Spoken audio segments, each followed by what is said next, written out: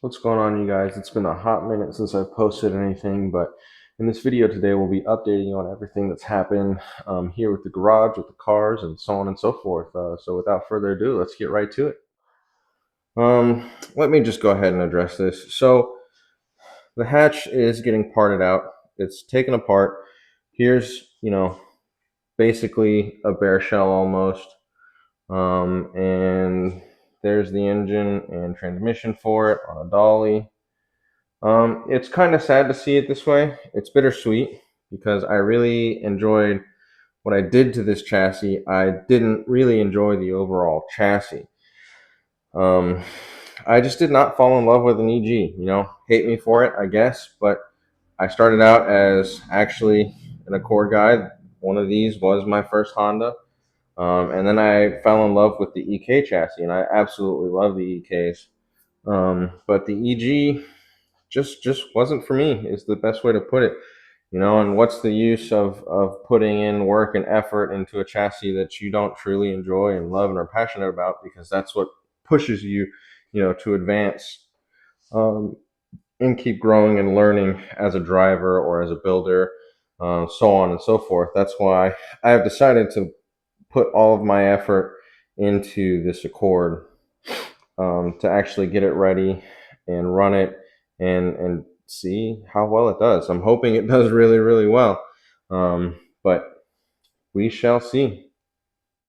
And now that that's been addressed, we can get on to the Accord and the garage and how it sits. I've basically taken everything that was up front here and kind of moved it, did some light organizing. I still need to organize the shelves a little bit better so that they're a little neater and it's a little easier and more efficient to find things. But other than that, it's given us all of this room to now be able to work on whatever car I need to have in the garage.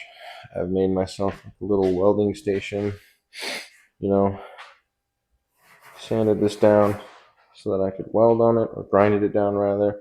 My ground is actually right there. Obviously, these camping chairs won't be leaning up against it when I do need to weld something. But onto the Accord. So quite a few things have changed on this car since the last time I've posted. So let's start with the interior. So in here, you've got the Acuity shifter that is from an 02 to 06 Acura RSX, I believe. And that thing is awesome. I love it to death. Haven't had any issues out of it whatsoever, and the shifts are so solid and so crisp, and you know exactly where every gear is, and you can make some really quick changes, and I love it. We do have my grip roll steering wheel that came out of the hatch in here as well. We have the front seat that came out of the hatch. It's good, seeing a lot of seat time. Onto the engine bay. So this is after the May 25th and May 26th SCCA event. So this car did do its first SCCA event, and it survived. The temps got a little warmer than I would have liked, so we ditched the stock radiator and went with this dual row radiator. And I went with my Circuit Hero cap right here just to make sure that's nice and solid. And I also went with my Spall fans on both sides of this thing. And let me tell you, it keeps it cool. It's probably going to have a hard time getting up to temp in the winter, and producing actual heat in the car, but that's neither here nor there. It's a good problem to have, in my opinion. Um, the engine survived. It did great. The electronic power steering, which I don't know that I've talked about in detail yet, it also survived. So there's the pump. It's the Volvo EPS pump that a lot of drift guys and whatnot use. So now when we come in here and we key on, basically it's wired so that it's on ignition on. Car currently has power steering,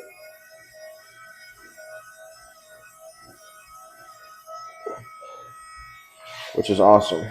Pump's a little loud, but it works really, really well. Let's turn that ignition back off.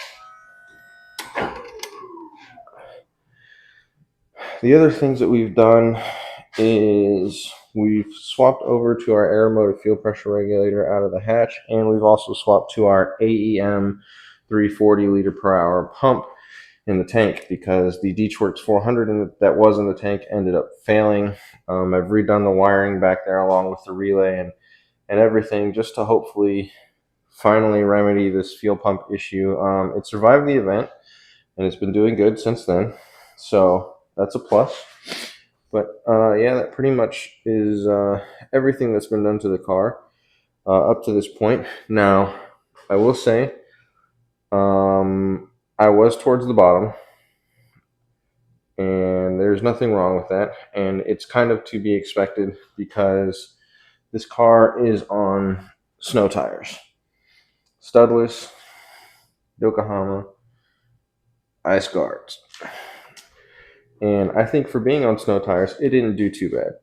I started the day with running basically a 70-second run, and I finished the day with a 55-second run, both days. Second day, I think I started with a 62 or 63, but I basically picked up 15 seconds throughout the course of the day, and that's a massive improvement.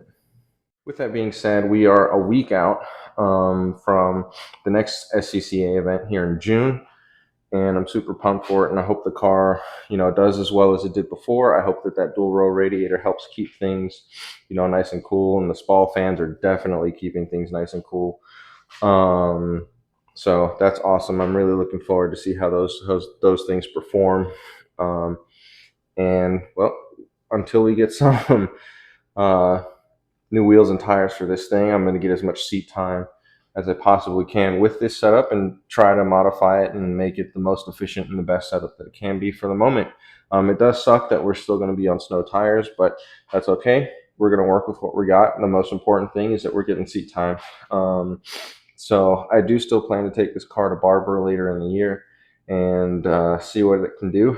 I have no idea. I just got back from Talladega in Alabama from a work trip, and it was awesome. We did visit the track. It's been a really long time since I've been to Barber, and it's just a super nice facility. They were running some MotoGP type stuff or open track day for motorcycles, and it was awesome to watch. I love the track, and to have the opportunity to rip this thing on it would be awesome. So I'm really looking forward to that. With all that being said, I think I'm going to keep this video, somewhat short and simple. So get to wrenching and keep racing.